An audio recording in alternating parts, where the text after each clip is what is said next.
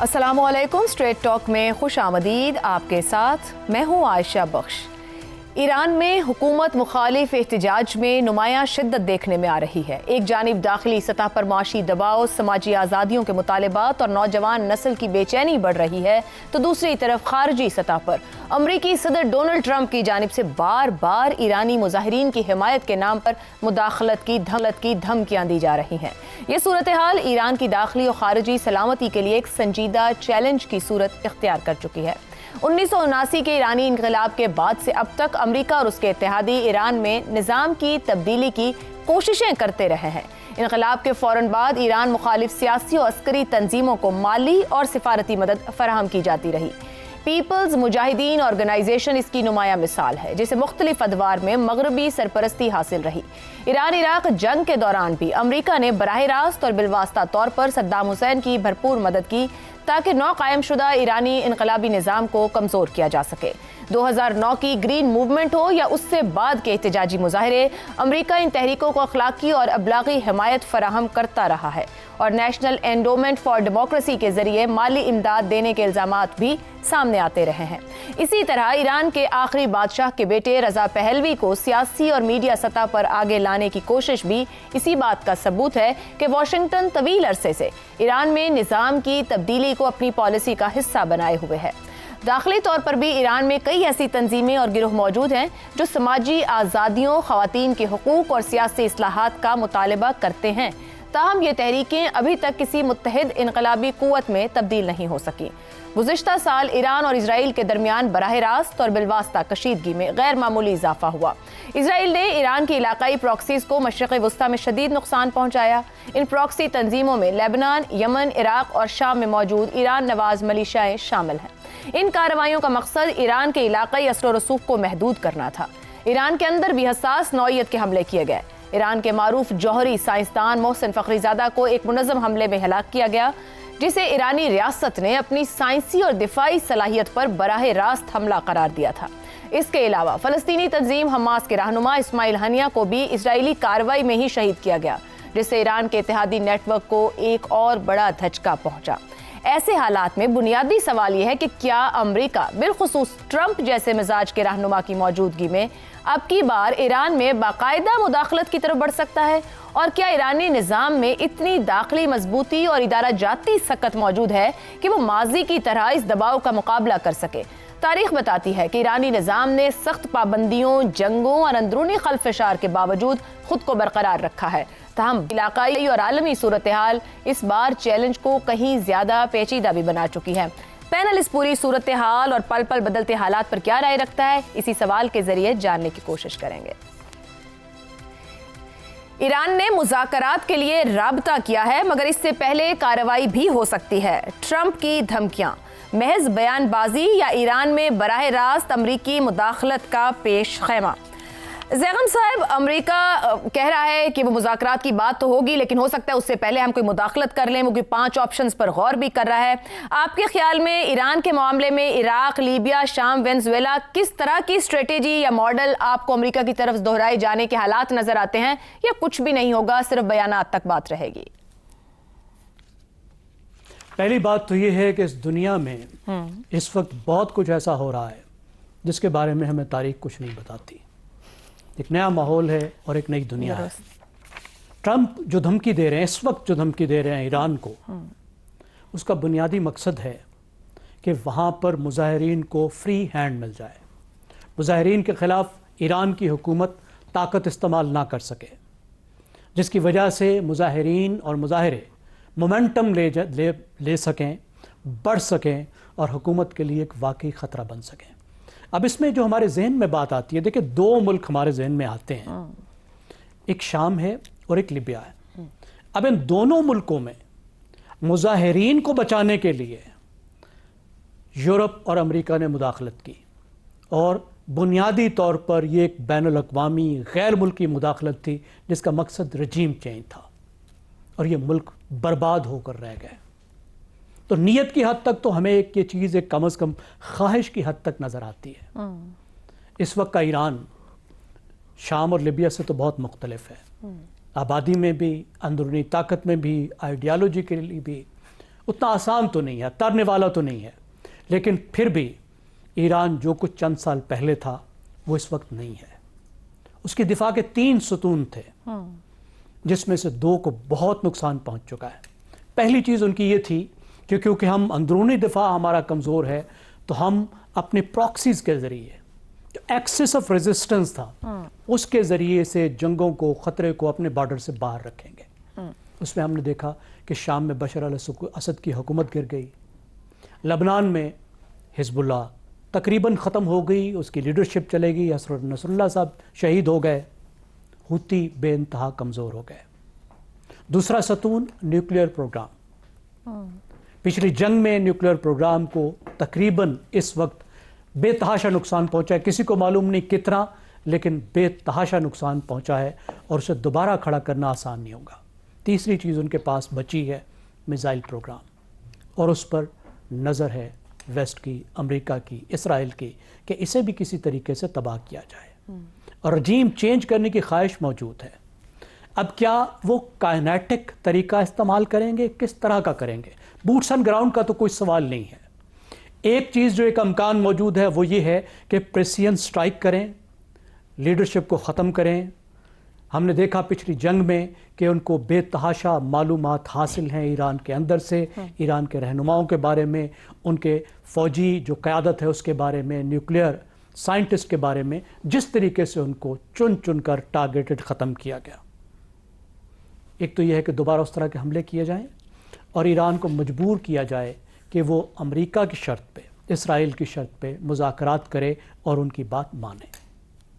دوسری بات یہ ہے کہ معاشی طور پر اس کا گھیراؤ کیا جائے اور اس گھیراؤ کو مزید بڑھایا جائے, کیونکہ اس وقت جو یہ لوگ کھڑے ہوئے ہیں وہ معاشی تنگی کی وجہ سے کھڑے ہوئے ہیں, جس میں ایران کی اپنی خامیاں بھی ہیں, اس حکومت کی مس مینجڈ کرپشن بھی ہے, لیکن پابندیوں کا بہت بڑا رول ہے.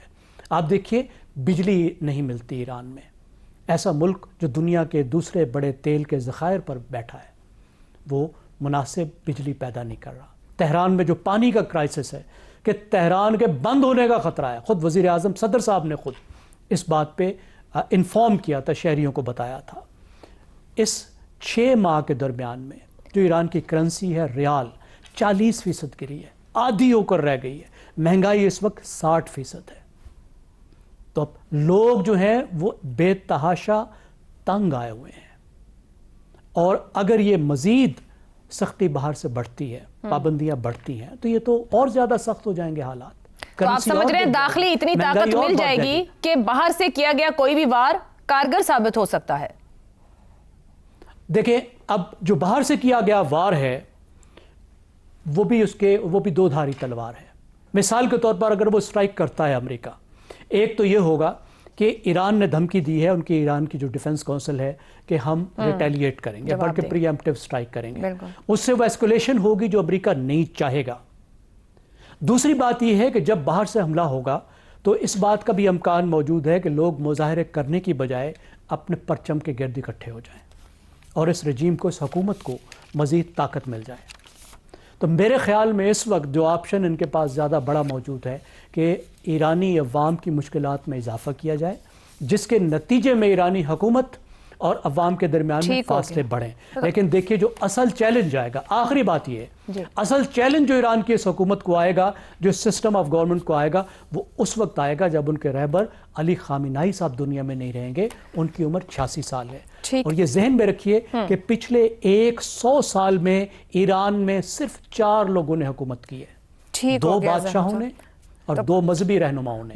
تو یہ جب جاتے ہیں تو پھر کیا ہوگا؟ بڑا معاملہ پھر ایران کے لیے داخلی معاملات بن رہے ہیں. شہزاد چودھری صاحب, انقلاب ایران کے بعد ہونے والی جنگیں, مظاہرے, گرین موومنٹ, جتنے بھی احتجاج رہے یا کوششیں رہیں, وہ مقصد تو حاصل نہیں ہو سکا. جس طرح ٹرمپ ایک بار پھر اپنے مقصد کا اظہار کر رہے ہیں, کیا موجودہ احتجاج, یعنی کہ اگر میں داخلی معاملات اور صورتحال کی بات کروں جس کو زیغم صاحب نے بھی اوپر بات کیا ہے, ایران کے نظام کے لیے وجودی خطرہ بن سکتے ہیں؟ دیکھیے, ہم ٹرمپ کو فی الحال ایک سائڈ پہ رکھ کے اگر صرف ایران کے اپنے معاملات کو دیکھیں تو یہ جو لوگوں کی شکایات جو کہ ایک اظہار کے طور پہ سامنے آئی ہیں, کیا یہ بھی ایک خاص یا بڑی وجہ نہیں ہے جس پہ ایران کو دھیان دینے کی ضرورت ہے؟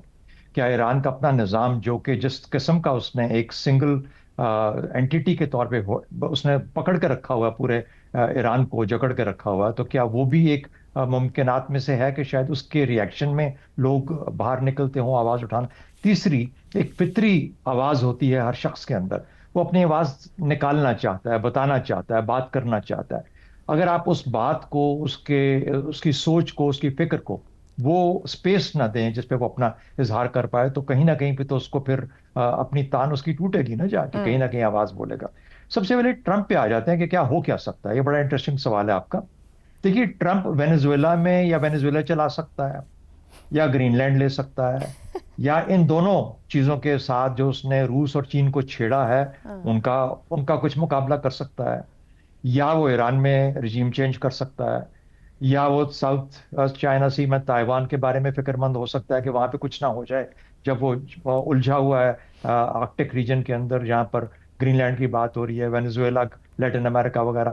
تو کہنے کا مطلب یہ ہے کہ اتنے فرنٹس کے اوپر وہ نہیں اس کے پاس اتنا ٹائم یا اتنی ایفرٹ کہ وہ اس پہ دیکھے گا ایران۔ ہاں، وہ یہ ضرور چاہے گا کہ جو آیت اللہ کا جو اس وقت جو نظام ہے اس کو کسی طریقے سے یہ گر جائے۔ اب گرنے کے بعد کیا کرنا ہے اس کا حل اس کے پاس فوراً نہیں ہوگا۔ اسرائیل تو اس کو کہے گا کہ آئیے آ کے مل کے حملہ کرتے ہیں، یہ موقع ہے ایران کو ختم کر دیں، لیکن کس کو ختم کریں گے؟ ایک بات جو کہ زیغم صاحب نے بھی جس کا ذکر کیا، جب آپ حملہ باہر سے کرتے ہیں تو آپ اسی ہجوم کو ایک اور اینگل دے دیتے ہیں، جہاں پر وہ ہجوم پہلے اپنے نظام کے خلاف کھڑا تھا، اب وہ باہر کی قوت کے خلاف کھڑا ہو جاتا ہے۔ ایران میں امریکہ کے بارے میں جو جذبہ ہے، جو جذبات ہیں، وہ کسی سے ڈھکے چھپے نہیں ہیں۔ بے شک ان کے اپنے ہاں بھی شکایات ہوں گی، لیکن ساتھ ہی ساتھ ان کو امریکہ کو بھی اور اسرائیل کو بھی ایک خاص اینگل سے دیکھتے ہیں۔ تو امریکہ اور اسرائیل ایسے وقت میں اگر ایسا کام کریں گے تو وہ کاؤنٹر پروڈکٹیو ہوگا اس بڑے مقصد کے لیے جس کے لیے وہ ہمیشہ سے کوشش کرتے رہے کہ کسی طریقے سے ان کا نظام جو ہے اس کو درم برم کیا جائے۔ تو میرا نہیں خیال کہ کوئی ڈائریکٹ اٹیک، اور دوسرا ڈائریکٹ اٹیک ہو بھی کیسے سکتا ہے؟ ہوائی اٹیک ہوں گے، کیا ہوگا؟ میزائل اٹیک ہوں گے، کتنے دن کریں گے؟ 8 دن، 10 دن، 12 دن آپ نے کر کے دیکھ لیا، کوئی رجیم چینج وہاں پہ تو ہوئی نہیں، کوئی ان کے عوام کے اندر ایسا جذبہ نہیں آیا جس نے کہا کہ ان کو ختم کر کے رکھ دو، انہوں نے ہمیں وہ کھڑے ہو گئے جذبے کی طرح کے ساتھ۔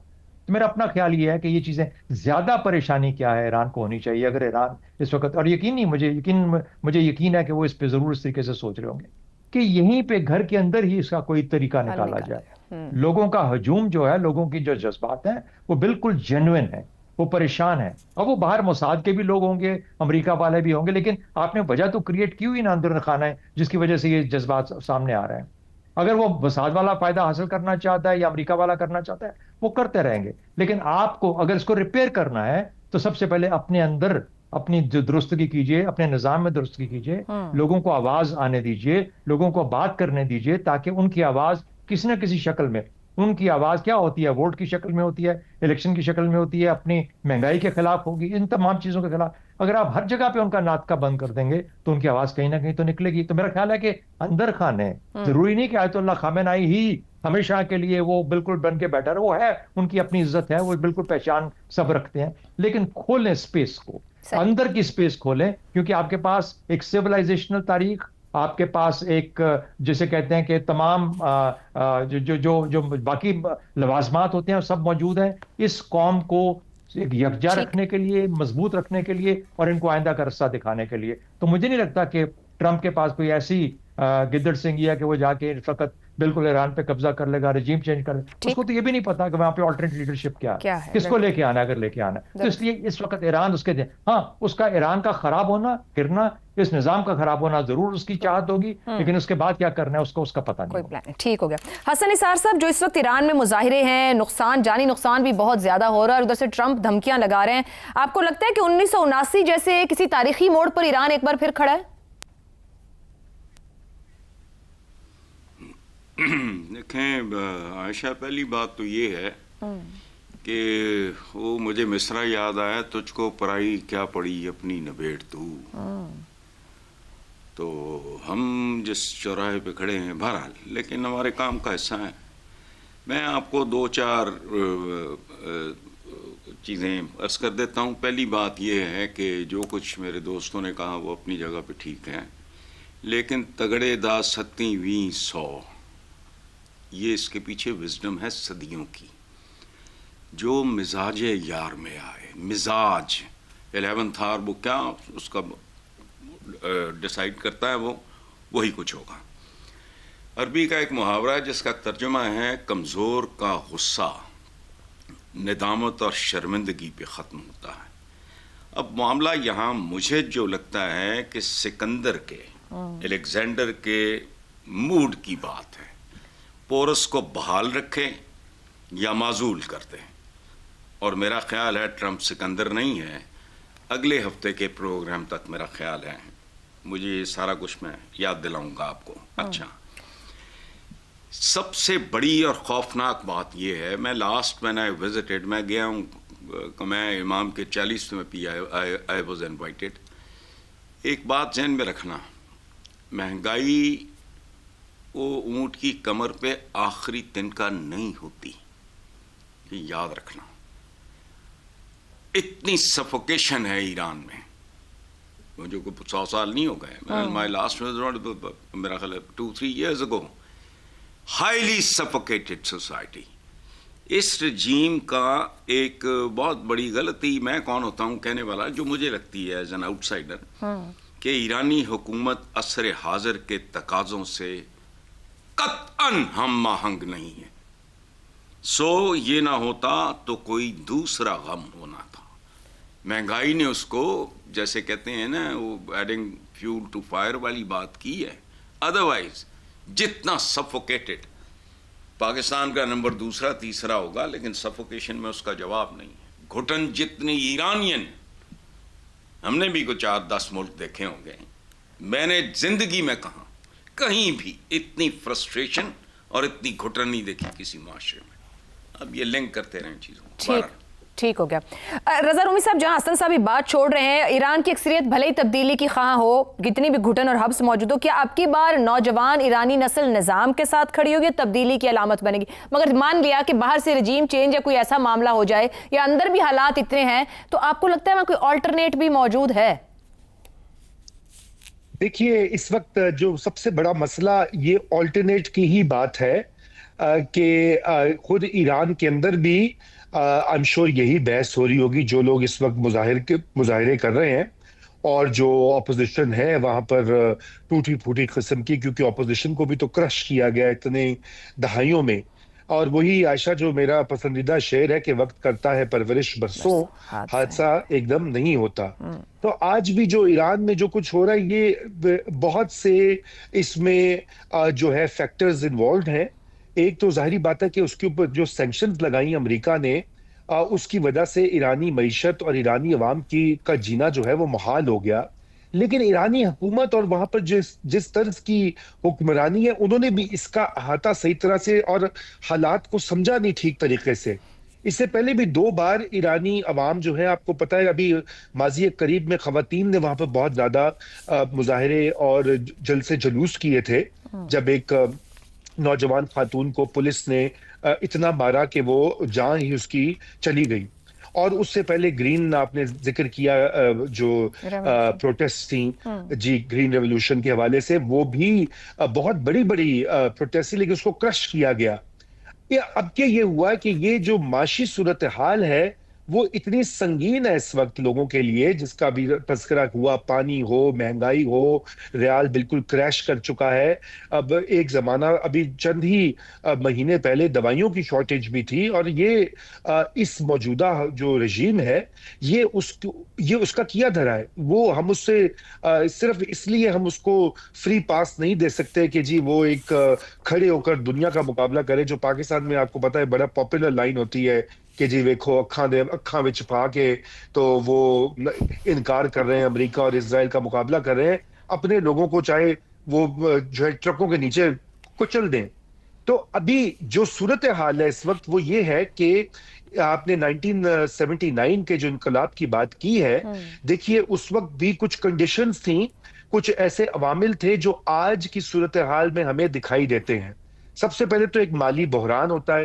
ये मैं पाकिस्तान के तनाजुर में भी पहले अर्ज कर चुका हूं कि जब इनकलाबात कामयाब क्यों कर होते हैं, कैसे होते हैं, उसके लिए माली बहरान या इकोनॉमिक कोलैप्स जिसे कहा जाता है, एक तकसीम शुदा अशराफिया اور ایک ایسا اپوزیشن کا اتحاد جس میں مختلف جو مکتبہ فکر کے لوگ ہیں وہ اکٹھے ہو جائیں ایک حکومت کے خلاف، اور مزاحمت کے حوالے سے ایک بیانیہ ایسا ہو کہ جو کہ لوگوں کو قائل کر دے کہ بالکل اس وقت مزاحمت کرنا ہی سب کے لیے امپورٹنٹ ہے۔ اور سب سے اہم چیز ہم جیسے ممالک اور ایران جیسے ممالک کے لیے بین الاقوامی ماحول کیسا ہے۔ بین الاقوامی ماحول اس طرح سے ہے کہ پہلے آپ کو پتا ہے کہ روس جو ہے وہ مدد کو آتا رہا ہے، شام کی بھی اور کسی حد تک جو ایران کی، جی اب کی بار خاموش ہے۔ جب اسرائیل ایران کی جنگ ہوئی تو آپ نے دیکھا کہ روس یوکرین میں اتنا اس جنگ میں اس قدر انوالوڈ اور ملوث ہے کہ وہ اس کی ادھر ادھر نہیں جاری نگاہیں۔ نظر امید صاحب قطع کلامی کی معذرت، تو اس وقت تو امریکہ اور اسرائیل کہہ رہے ہیں کہ ہم ایران میں احتجاج کرنے والوں کے ساتھ ہیں، ایرانی حکومت کے خلاف ہے۔ یہ فرمائیے پھر ایران کمزور ہوا تو خطے کی طاقت کا توازن کہاں کھڑا ہوگا، کس کے حق میں جائے گا؟ جی خطے کا دیکھیے، خطے کا طاقت دیکھیے، ابھی تو یہ قبل از وقت ہے یہ کہنا کہ کیا موجودہ حکومت جو ہے وہ بدل جائے گی یا اندر سے کوئی تبدیلی ہوگی، یا واقعی میں حملہ کر کے امریکہ اور اسرائیل مل کر وہاں پر ٹارگیٹڈ اسیسینیشن دوبارہ سے کریں گے۔ دیکھیے یہ تینوں آپشنز موجود ہیں، لیکن جو اس وقت کوشش ہے وہ یہ ہے کہ جیسے کہا جا رہا ہے کہ لوگوں کی معاشی مشکلات میں اتنا اضافہ کرو کہ خود ہی اشرافیہ کے اندر جو اس وقت رولنگ حکمران طبقہ ہے ایران کے اندر، اسی کے اندر سے وہ ایک تبدیلی عمل پذیر ہو جائے۔ تو یہ ایک آئیڈیل سینیریو ہوگا جس میں کہ کوئی جنگ نہ ہو اور زیادہ لوگوں کا نقصان بھی نہ ہو، لیکن یہ جو وہاں پر ہے اس وقت حکومت قائم اور جس طرح سے وہ سیٹلڈ ہے وہ یہ کبھی ہونے نہیں دیں گے۔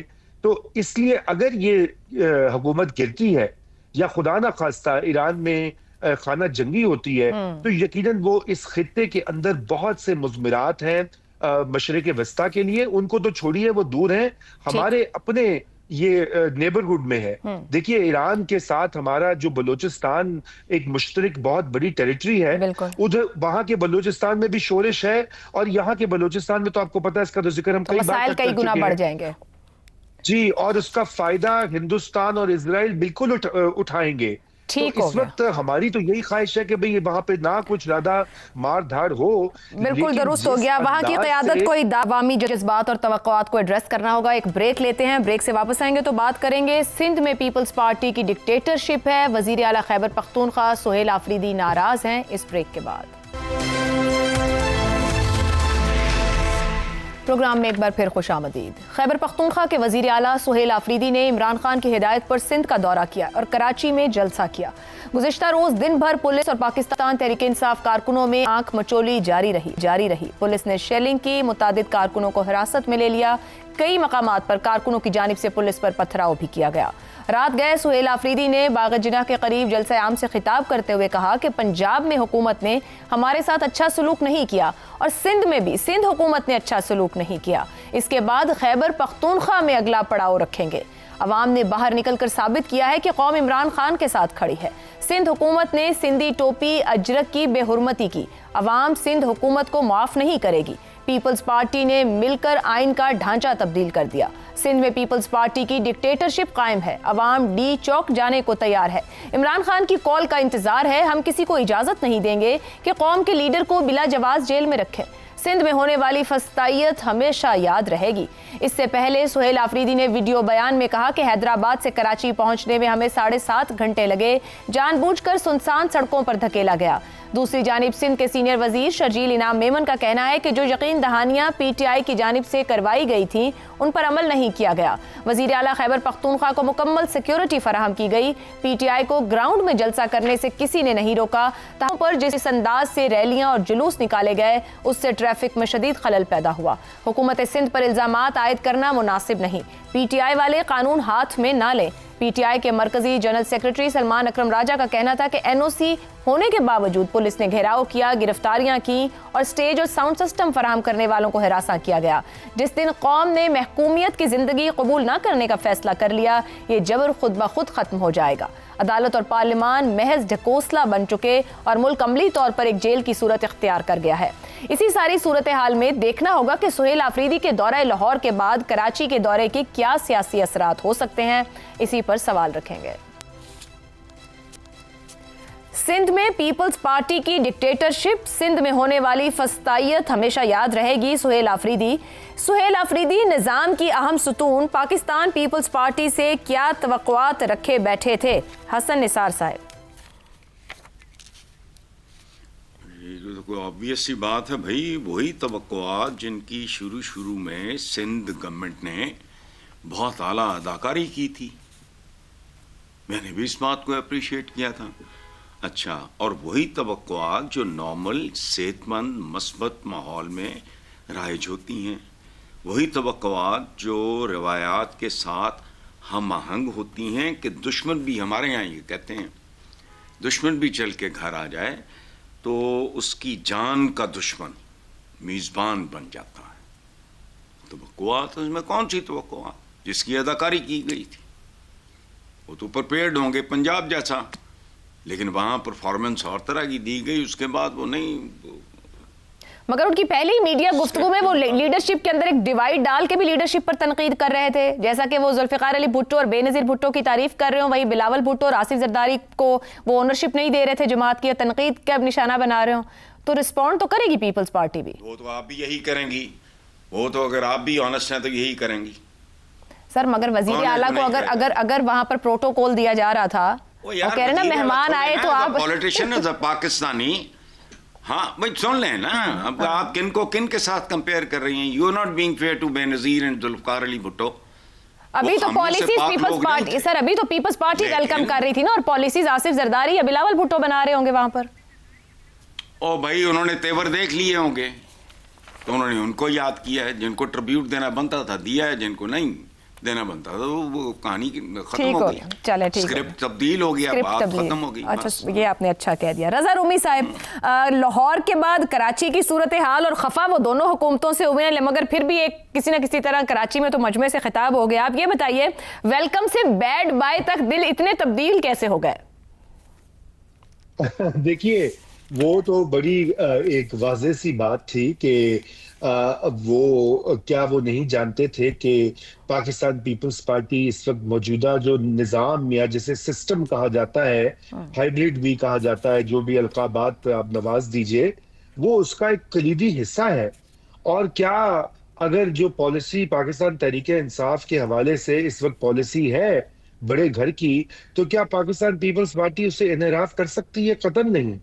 वो उन्होंने जो कुछ अपने जो उनके बस में था, उन्होंने एक अपनी जमहूरी जो क्रेडेंशियल्स हैं उनको दिखाने के लिए शुरू में वेलकम वगैरह किया, अजरक वगैरह पहनाई, लेकिन जब मामला आया जलसे का, जुलूस का और पब्लिक की मोबिलाइजेशन करने का, तो पाकिस्तान पीपल्स पार्टी की हुकूमत ने भी वही किया जो कि जैसा कि लाहौर में किया जा रहा था। देखिए, ये जो एक पॉलिसी है ये सेट हो चुकी है। अब इसमें ये नहीं हो सकता कि अगर एक इत्तेहादी हुकूमत जो है वो एक हाइब्रिड निज़ाम का हिस्सा हो और उन्होंने एक पॉलिसी तय कर ली हो, तो उसका एक फरीक या एक जुज़ जो है वो अलग अपनी पॉलिसी पे अमल पैरा हो। ऐसा होना मुमकिन नहीं है। और ये बात, लेकिन उससे कतई नजर मैं समझता हूँ कि सुहेल आफरीदी साहब जो हैं, उन्होंने भरपूर इसमें अपनी सियासी जो स्किल्स हैं उनका इजहार भी किया।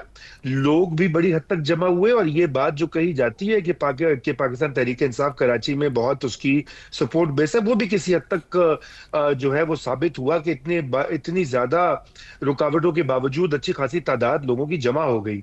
और मेरे ख्याल से ये इसकी इजाजत को ना देना या रुकावटें खड़ी करना वो इन सियासी पार्टियों के भी हक में नहीं है। मुझे तो ये समझ नहीं आता कि इस वक्त ये क्यों इसके ऊपर गौर खौस नहीं होता PMLN और PPP में, कि जितना वो ये वाले काम करेंगे वो खुद अपने मुस्तकबिल के लिए मुसीबतें खड़ी कर रहे हैं। देखिए, यही काम पाकिस्तान तहरीक इंसाफ करी थी जब वो पावर में थी, ऑपोजिशन को तंग करके। आज वो पावर से निकल गई तो आप देखिए उनका क्या हाल किया है उनकी मुखालिफ जमातों ने और एस्टैब्लिशमेंट ने।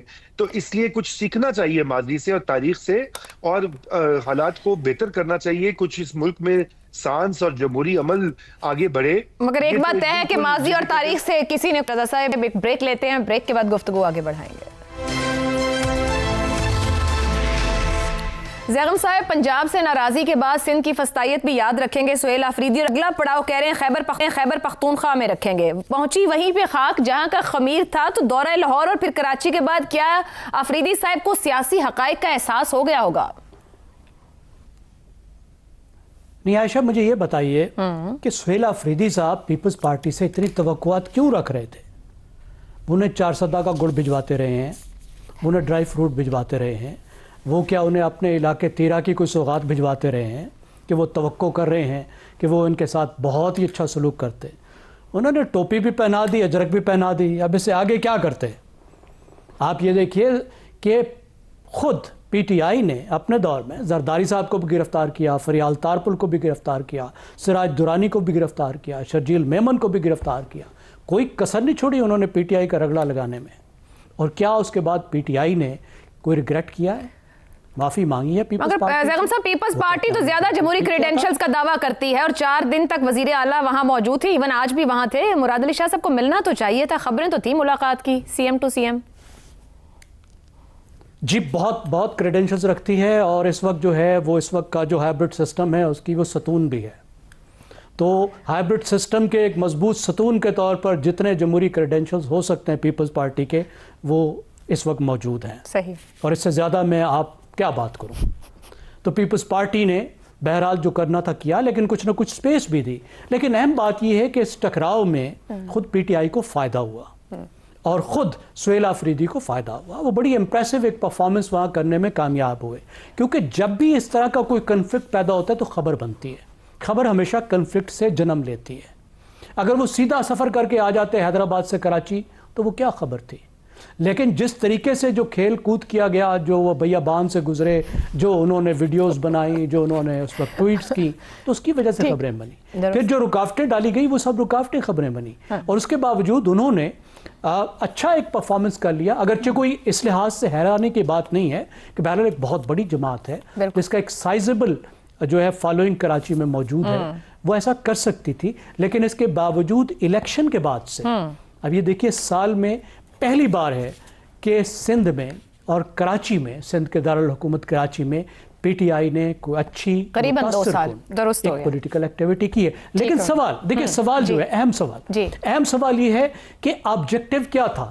جلسہ تو وہ کر سکتی ہے، کسی کو شک نہیں ہے، لوگوں کو اکٹھا کر سکتی ہے، یہ تو کوئی بڑی بات نہیں ہے نا. مئی سے پہلے تک مسلسل کرتے جو آبجیکٹو ہے کیا وہ اچیو ہوں گے؟ کیا جو ایکٹیویٹیز یہ کرنے جا رہے ہیں اس کے نتیجے میں اتنا پریشر ڈال پائیں گے حکومت پر، اسٹیبلشمنٹ پر، کہ ان کی شرائط پر وہ ان سے مذاکرات کریں اور ان کی بات مانیں؟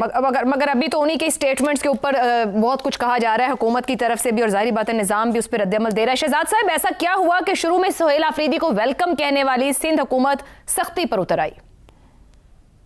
اچھا یہ دیکھیں، ایک تو روایات ہے نا. روایات کا مطلب یہ ہے کہ کوئی اگر آپ کے گھر مہمان آیا ہے تو ایک سندھی روایت سمجھ لیجئے کہ انہوں نے اپنے مہمان کا اس طریقے سے آبھگت کی، اس کا خیال کیا، اس کو لک آفٹر کیا. بڑی اچھی بات ہے، بہت اچھی میچورٹی. دوسری بات، ایک ایسی سیاسی میچورٹی جو کہ وہ اس کو سپیس دینے کی شکل میں سامنے آئی. آپ جائیے جہاں جانا ہے، آگے پیچھے سب کچھ وزٹ کیا انہوں نے. اس قسم کا لاہور میں تو یہ کچھ نہیں کر پائے تھے. تو جب آپ پنجاب کو دیکھتے ہیں اور سندھ کو دیکھتے ہیں تو سندھ کا رویہ ٹوٹلی مختلف تھا پنجاب سے. تو میرے خیال میں ایک بہت بڑی سیاسی بلوغت کی نشانی ہے، میچورٹی کی نشانی ہے. دوسری بات میرے خیال میں جو پازیٹیو ہے، جو پیپلز پارٹی کے لیے بھی پازیٹیو ہے اور پی ٹی آئی کے لیے بھی پازیٹیو ہے، خیال یہ کیا جا رہا تھا کہ پچھلے کچھ عرصے سے شاید ہم شمالی کوریا بن چکے ہیں.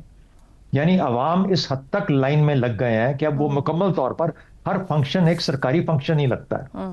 لیکن پتہ یہ چلا کہ نہیں، لوگ اپنے تئیں اپنے طور پر اپنی آواز سنانے کے لیے، چاہے وہ جس سے بھی تعلق رکھتے ہیں. مجھے نہیں پتا کراچی میں جلسے میں جو لوگ آئے کیا وہ صرف پی ٹی آئی کے لوگ تھے یا ایم کیو ایم کے بھی شامل تھے، یا ایسے بھی لوگ تھے جو کہ صرف اپنی آواز، کہ آج موقع ملا ہے ہم اپنی آواز نعرہ لگا سکیں. کوئی بھی نعرہ لگا.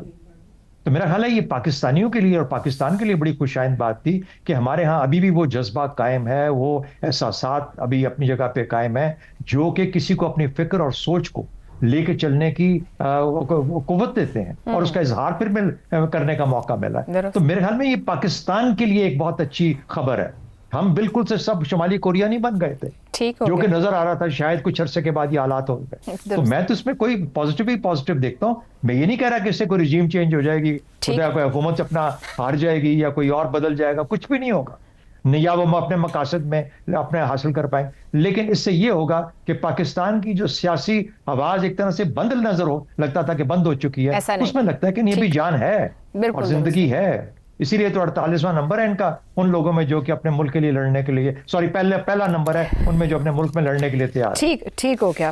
بہت شکریہ آپ چاروں کا. آج کے لیے پروگرام سے اتنا ہی. اجازت دیجیے. اللہ حافظ.